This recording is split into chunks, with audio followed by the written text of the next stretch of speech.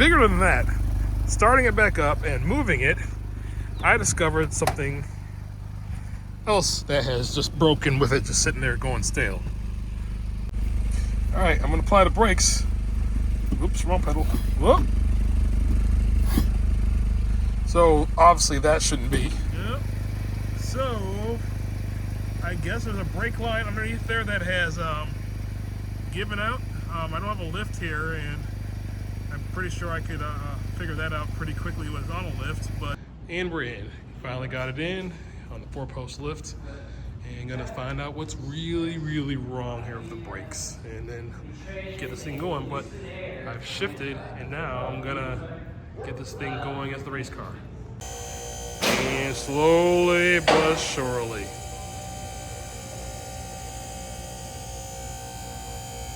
Yep, that's the spot.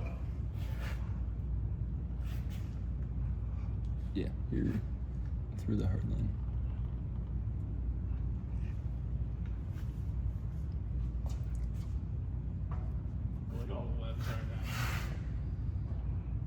Right underneath the key. Like, cool. My only issue with those is they kind of sit on the inside and make it easy. Do they? Yeah, for a while. Warranty. Get it.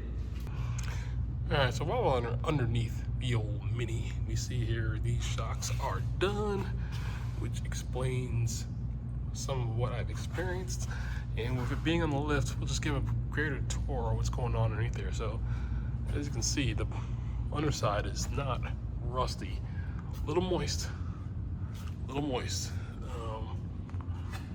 lot of something happening here, which we will figure out, but for the most part looks healthy underneath here. So Project Mini continues, and we'll talk a little bit more about the plans now, as I think, as I have a very limited budget, this might be the only build I can do at a time with the Audi gone and the 6 Series effectively out of my life.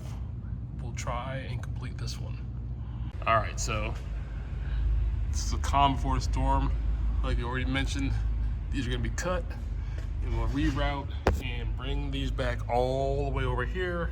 Excuse the cobwebs, this car's been sitting for a while, as clearly I haven't been doing anything. My guys here working on this have to deal with a lot of rusty, frozen stuff, so we'll get it going. Yeah, soon we'll be driving this and back to where we were almost a year ago, which is getting the hatch open.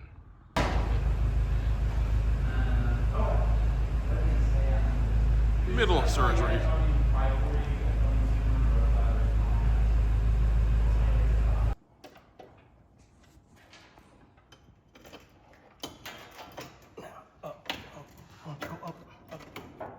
Over.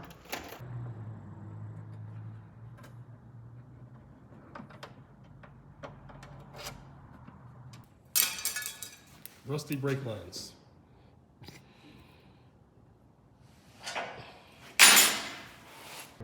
And these were the passenger side brake lines.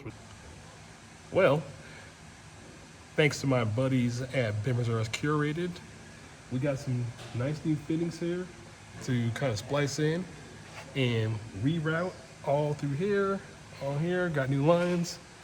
And same with where it originally burst. So we've gone over here, through this, back up, and in there.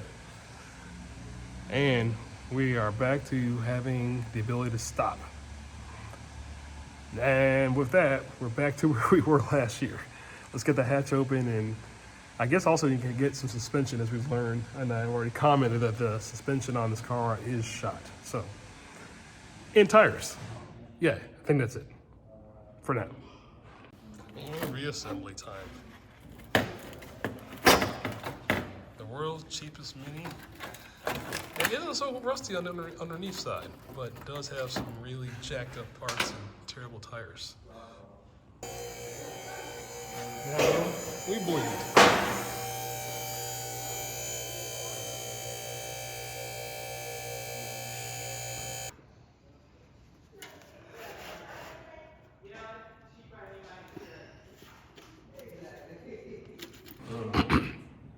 And of course, Rusty Mini has rusty brakes where the bleeder screw is rusted on. So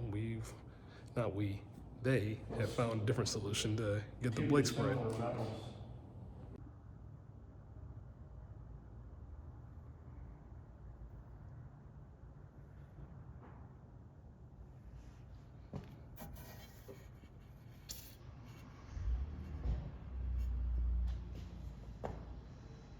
There we go. There's the fluid.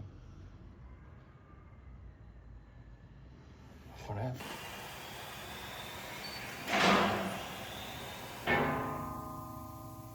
Right, as we can see, no more brake light on.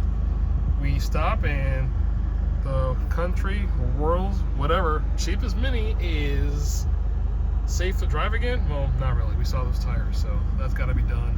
Suspension work got to be done. Then we're at ground zero and back to getting the hatch open and fixing the trunk. So the value prop on putting too much in that Mini of mine to make it decent, it's not much margin here looking at these retail prices. I mean, I have 230,000 miles. These also have less than 200. And it looks like the minimum price here is about 3,500. So yeah, makes things a little tight. So there it is, the 2003 Mini Cooper update. So I'm at a crossroads. Suspension and tires are going to be about $2,000 to do it right. Car's not worth that much, and I'm not even sure if this is a car I initially want to keep around. I kind of was just hoping to do some fun with it. It's kind of endearing though, driving it, and I am curious what it's like with actually proper suspension on there.